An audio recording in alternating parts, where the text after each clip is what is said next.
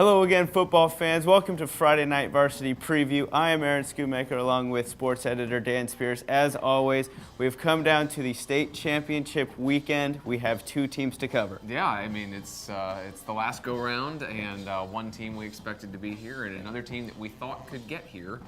And sure enough, here they are. So congratulations to Wallace and Pender, the small school state championships this weekend, Friday and Saturday at North Carolina Chapel Hill. Absolutely. Well, all these teams want to be playing the final weekend. Not everybody can. There are two that are, which means we get to work the final weekend. Yes. And which means we get to bring you the highlights this Saturday, actually. The games are going to be Friday night and Saturday night. Ahead of time, let's talk about them. Yeah, well, let's start with the little 1A, which Wallace-Rose Hill is the defending state champion. They take on Murphy, which is out of the Smoky Mountain Conference. And if you don't know where that is, folks, go to Tennessee and then turn around just a little bit because they're going a long, long way.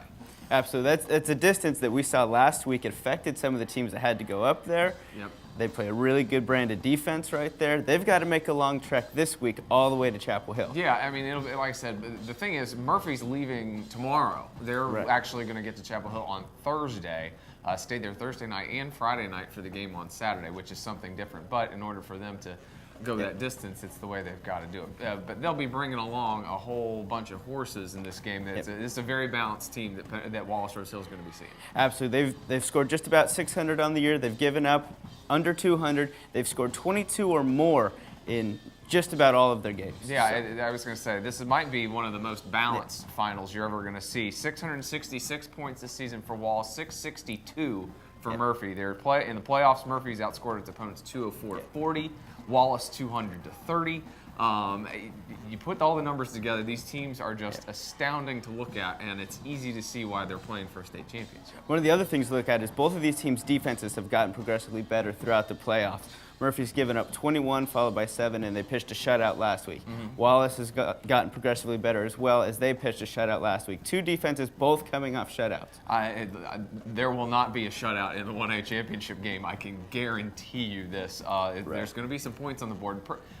Probably similar to last year's game that Wallace won, but two teams in the 30s maybe. Absolutely. I don't doubt that one bit, and I'm excited to see it. Oh, it'll be a heck of a game.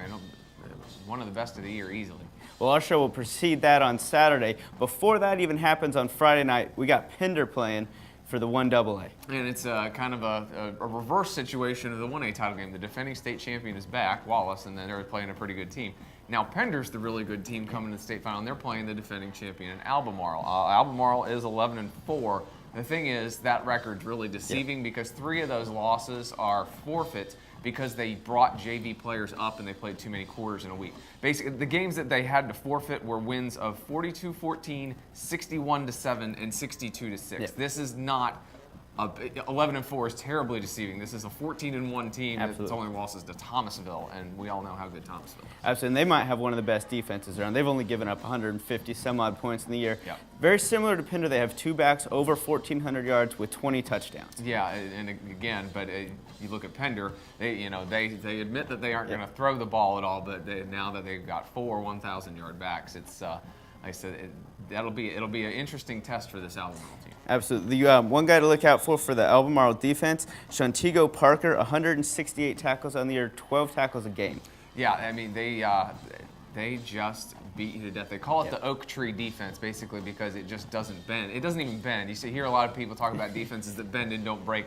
Albemarle's defense doesn't even bend. This, like I said, they call it the oak tree. It's a really neat thing for them. Like that's their thing. They hang their hat on. The only thing that really plays into Pender's favor here, I think, is the fact that they've played in so many good games against quality opponents. The Tri-County Conference went and put 3 teams in the state semifinals, had 5 teams in the state quarterfinals.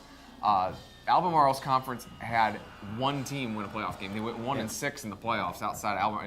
I mean, the number 3 team in their conference was East Montgomery, and Pender ran the opening kickoff and beat them like 55-6 or something. So Pender's seen some big games. I don't think they're going to be as phased by the atmosphere as they might have been had they played a little softer schedule. But boy, Albemarle's probably going to be the toughest team they've seen all year. Them and Wallace-Rose Hill. And really, what I think is it really comes down to pace. Pender has thrown the ball once in the last 2 weeks. They slow the ball down. They really try to eat the clock. They've had 8 games this year where they've given up 10 points or less. So they like to play that low-scoring, we'll score a couple more touchdowns than you, and we'll run the clock a little longer. Yeah, and again, I think we said this last week in the Yep. Southwest game. If Pender can just stick with its game plan and not be forced to throw the ball at all, Yep. they're going to be great. And they'll stay in the game, and they've got as much a chance to win as anybody. If Albemarle jumps on them for whatever reason, a fumble return, a kickoff return, something, and gets Pender out of its game plan, they could be in trouble. Absolutely. I think that could go either way. Pender's, like you said, probably the better team on paper when you go into it. Sure, but Albemarle's been here, and, Yeah. and they've already got the ring, so they would like to have another, I think. Well, that makes for some interesting football. And like you said, we're going to be there. We will have all the highlights for you. We're going to be at the game Friday night. We'll be at the game Saturday afternoon. We're going to come to you with the Friday Night Varsity Flashback Show on Saturday evening. Yep. We'll have both games for you there. We'll have all the details, all the highlights, your winners, your losers, some post-game stuff as well. Yep. So be sure to tune into that. Also come back next week. We're going to take a whole look at the season as it was, as it is, and Yeah, okay, and we'll throw some highlights in there for you, maybe some big hits, some great catches, those sorts of things. So all the things you like, hopefully. absolutely. So come back, like I said, and don't forget to do you pick them this week. Remember, it's state championship week, final round for everybody this year. You will be picking all 8 state championship games. So break out your internet research and get ready to go.